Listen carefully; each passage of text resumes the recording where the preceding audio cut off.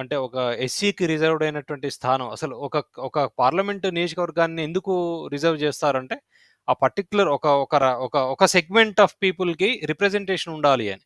So ఇక్కడ ఎస్సీకి reserve చేయడంలో ఉద్దేశం ఏంటంటే ఎస్సీ పాపులేషన్, ఎస్సీ ఓట్స్ ఎక్కువ ఉన్నటువంటి వరంగల్ నియోజకవర్గంలో వాళ్ళకి రిప్రజెంటేషన్ ఉండాలి అన్న ఉద్దేశంతో చేయడం జరిగింది.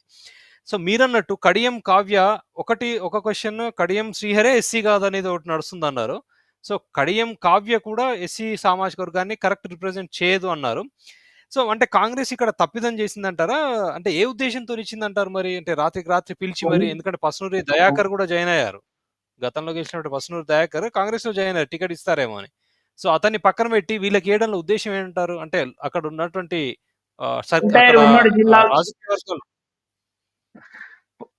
ఎంటైర్ ఉమ్మడి జిల్లాలో బీఆర్ఎస్ పార్టీ 2 సీట్లు గెలిచింది. ఒకటి జనగామ, 2 పాలక.